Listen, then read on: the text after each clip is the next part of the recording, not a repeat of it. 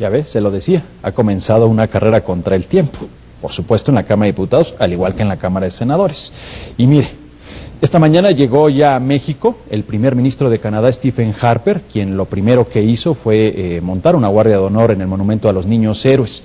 Y bueno, hasta ahí estuvo sus actividades del primer ministro Stephen Harper, mientras que en el Senado hoy fue recibido precisamente el embajador de Estados Unidos en México, Anthony Wayne. Se hizo acompañar de un legislador de los Estados Unidos. El diplomático habló sobre los temas que serán prioridad en la cumbre que inicia este miércoles en Toluca, Estado de México. Con uno, Blanca Cepeda informa. A menos de 48 horas de la Cumbre de Líderes de América del Norte, el embajador de Estados Unidos en México y el presidente del Comité de Relaciones Exteriores del Senado de los Estados Unidos de América acudieron al Senado de la República para intercambiar opiniones. Tres líderes van a charlar de los temas económicos, de qué pasos son necesarios para mejorar la competitividad por América del Norte en el mundo. Y van a tocar también en otros temas de interés compartido como el medio ambiente y en las varias áreas que podemos colaborar en la esquina internacional. Sobre el tema migratorio se pronunció el senador de la Unión Americana, Robert Menéndez. Confió en que habrá buenas noticias sobre la reforma en materia en los próximos meses. Todavía tengo la esperanza, no una esperanza falsa, pero una esperanza concreta de que podemos lograr algo este año, pero tenemos que cambiar un poco la dinámica política en la Cámara de Representantes y esperamos que el pueblo norteamericano que apoya la reforma migratoria en encuesta, después de encuesta, después de encuesta, constantemente apoya la reforma migratoria y que la oportunidad de miembros del Partido Republicano y Demócratas le den suficiente espacio al presidente de la Cámara.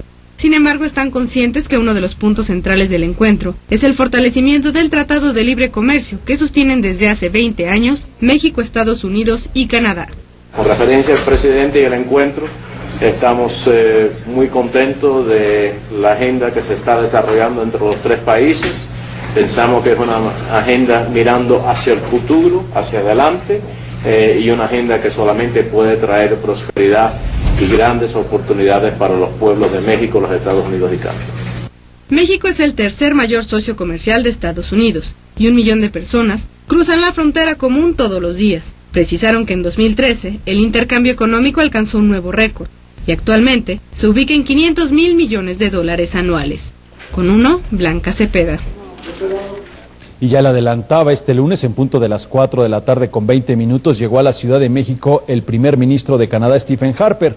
Después de su arribo al hangar presidencial, se dirigió al altar a la patria en Chapultepec, en donde depositó un arreglo floral. Así inició su visita oficial a México, previo a la Cumbre de Líderes de América del Norte, a realizarse el próximo miércoles 19 de febrero en Toluca, Estado de México. Mañana el primer ministro canadiense reanudará su agenda con una visita a Palacio Nacional, en donde sostendrá un acuerdo bilateral con el presidente Enrique Peña Nieto. A través de las redes sociales, el mandatario mexicano dio la bienvenida a Stephen Harper. A través de su cuenta de Twitter, Peña Nieto escribió que con la visita del funcionario, México y Canadá celebran 70 años de relaciones diplomáticas. 70 años que, por cierto, se han visto deterioradas porque en una reunión, más bien una conferencia de prensa que ocurrió este fin de semana en la Cancillería mexicana, se habló de que Canadá insiste en no retirar el visado para los mexicanos que visiten el país del norte. Esta mañana, unos 1,000 maestros de la CENTE intentaron llegar a Toluca para manifestarse en contra de la Cumbre de Líderes de América del Norte. Sin embargo, elementos de la Secretaría de Seguridad Ciudadana del Estado de México les cortaron el paso. La capital mexiquense permanece fuertemente resguardada. Cientos de soldados y policías federales y estatales vigilan las calles previo a la cumbre. Incluso agentes de los servicios secretos de Estados Unidos y Canadá llegaron para afinar detalles de la seguridad del evento. En los techos de los edificios aledaños al Cosmovitral, donde tendrá lugar la cumbre, donde tendrá más bien lugar la fotografía oficial que se van a tomar los tres presidentes, hay agentes desplegados. Además, desde hoy comenzaron los cortes viales en el primer cuadro de la ciudad. En términos de lo que nos ha sido solicitado por la Presidencia de la República a través del Estado Mayor, de la Cancillería, prácticamente estamos listos, como ustedes pueden observar.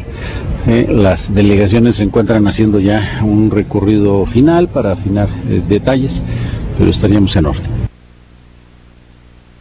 Y precisamente para profundizar en los temas de esta visita, ya se encuentra como todos los lunes en el estudio de Uno, Jesús Silva Herzog Márquez. Jesús, ¿cómo estás? Muy buenas noches. Hola, ¿qué tal? Qué gusto. Gracias, Jesús. Pues a punto de darse este miércoles la reunión trilateral entre México, Estados Unidos y Canadá, y me parece, no sé si te lo parezca, un ruido innecesario el hecho de la portada de Time, sobre todo con un título que, bueno, pues no aporta, ¿no? Más bien levanta suspicacias con Saving México. Sí, yo creo que sobre todo la portada, que es muy desconcertante, el hecho de que un semanario tan importante como el semanario Time plantee la figura de Enrique Peña Nieto como un salvador del país, porque creo que, es más, si vemos ya el artículo en páginas interiores, creo que es un artículo que sí resalta, me parece, los éxitos legislativos de Enrique Peña Nieto, su capacidad de negociar con el Congreso y llevar a buen puerto iniciativas importantes, pero tampoco es este retrato del Redentor. En ese sentido, yo creo que es una especie de truco del editor que pone esta portada, ¿no? Muy provocadora. Pero yo creo que, decías tú, genera un ruido innecesario. Yo creo que en alguna medida también lo que de lo que nos habla en alguna medida esta portada, es que yo creo que cuando pensamos en México y cuando lo imaginamos incluso desde fuera de nuestro territorio, yo creo que hay dos cuadros muy contrastantes. Uno, desde luego, es el cuadro bárbaro de la violencia, en donde hemos visto nosotros en las últimas semanas estos despliegues del viejo oeste, de tiempos de la Revolución Mexicana, en donde contingentes civiles armados van a recuperar poblaciones, con el gobierno apenas como testigo.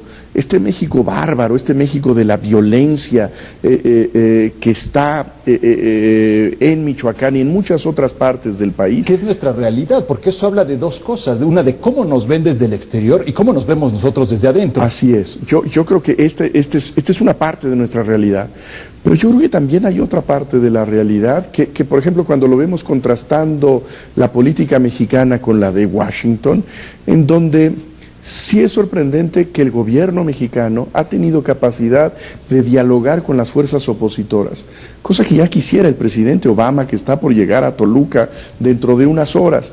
En ese sentido también yo creo que es contrastante este país en el que estamos habitando, en donde por una parte la pista institucional yo creo que se va consolidando y hay una habilidad para procesar cambios y diferencias, y por el otro lado un México de una violencia descontrolada que tiene a muchas zonas del país viviendo bajo el miedo, ¿no? Y que además es importante esto que mencionas, porque por más que en la agenda, ya lo veíamos a Anthony Wayne, que hoy visitó el Senado de la República, intentan posicionar otros temas, darle prioridad a la agenda económica, a este marco institucional de los 20 años de la firma del Tratado de Libre Comercio, de cómo potenciarlo, pues insisto, creo que la realidad termina por imponerse, por lo menos en México, en este contexto de la violencia, que por más que la política intente dejarla de lado, pues termina por pasarse a un primer plano.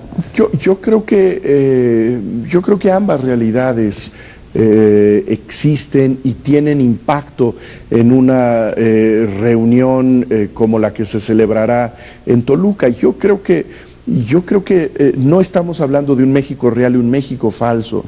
El hecho de que se haya aprobado una reforma en telecomunicaciones, en materia energética, el hecho de que el país haya tenido la capacidad de tocar un área tabú que durante décadas era imposible, era impensable modificar, yo creo que también tiene que ver en las negociaciones y en las conversaciones que tendrán los dos presidentes y el primer ministro. Y por el otro lado, como dices, con toda justicia. Del otro lado, pues está el elefante a la mitad del mapa mexicano, que es el de la violencia, que nadie puede en su sano juicio ignorar como si fuera algo irrelevante o marginal. Este es un problema central de México y es un problema que en términos de la seguridad de la región tiene implicaciones serias. Sin duda, los mismos norteamericanos así lo han manifestado, les preocupa el tema Michoacán, entre otros, por supuesto, y también pues dentro de esta provocación en el título de la revista también habría que decirlo que o es muy provocador o se queda corto, porque también hay que decirlo, pues sí, como bien dices, habla o intenta retratar lo que fue el poder de negociación del presidente Peña Nieto con el Congreso, pero también falta una discusión importante que son las leyes secundarias. Ahí viene, por supuesto, y desde luego que la idea misma del Redentor, del Salvador, es en el fondo ridícula. Yo creo que habla mal de la política editorial de la revista Time el que plantee el tema en esos términos, aunque pueda hacerse un retrato positivo del presidente mexicano. Pero me parece que llega en mal momento, incluso me parece que hasta para la presidencia, quizá porque sí. Yo no creo que le hayan querido meter este ruido o así lo hayan visto, ¿no? Yo creo que no es positivo ni siquiera para los afanes publicitarios del gobierno, en donde pues lo que se da es una imagen de triunfalismo que yo creo que no conviene a nadie dentro del gobierno, y desde luego se ha prestado sobre todo a burlas por todos lados, en donde esa portada se ha parodiado para burlarse del presidente con muchísima insistencia, ¿no? Sí, sin duda. Entonces, bueno, yo creo que necesitamos tener tanto adentro como proyectar hacia afuera una imagen balanceada del país, que implica el advertir que sí puede haber asuntos en donde puede haber movimiento y cambios en la órbita institucional, y por el otro lado que estamos todavía sumergidos en una ola de violencia que tiene bajo la zozobra a millones de mexicanos que siguen sintiendo que sus vidas, que su patrimonio está en peligro. Así es, pues ya veremos la próxima semana, Jesús, en qué termina esta reunión y si podemos platicar por lo menos de acuerdos concretos. Yo creo que eso es lo que habrá que ver, más allá de la fotografía, del pastel de cumpleaños del 20 aniversario del Tratado de Libre Comercio, pues ver si hay una agenda para el futuro, que yo creo que la región pues ya ha perdido ya el oxígeno, ha perdido esta perspectiva de las ideas de renovación desde hace tiempo. Así es. Jesús, muchas gracias por estar aquí. Gracias. Continúa la espiral de violencia en Venezuela.